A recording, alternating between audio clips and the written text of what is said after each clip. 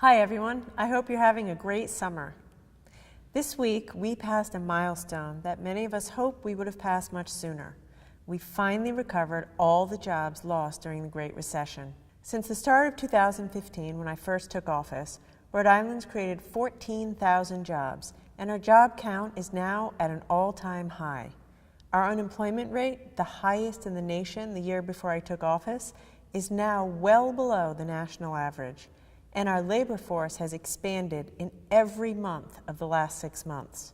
This kind of progress doesn't happen by chance or by luck. It happened because we've made tough choices together over the last 2.5 years. In 2015, we came together as a state to reform our Medicaid system.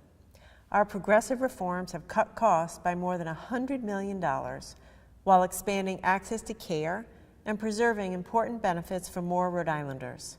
Over the last several years, we've reinvested these savings to lift the moratorium on school construction, make record investments in K-12 education, expand and enhance job training programs, and finally get in the game to compete with other states for new business. I was in Westerly a little while back, and I met a man in his late 40s at one of the job training programs we started.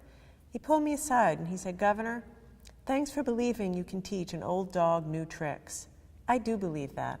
And Rhode Islanders believe that, and it's a driving force in our progress. This progress was on display for the national and world leaders last week during the National Governors Association meeting. The progress we've made together was the focal point of conversations I had all weekend with dozens of my colleagues from other states. Democratic and Republican governors alike asked me about our success, and I asked them about theirs. Rhode Island's on the move, and our efforts to rebuild, reinvent, and revitalize our economy are working.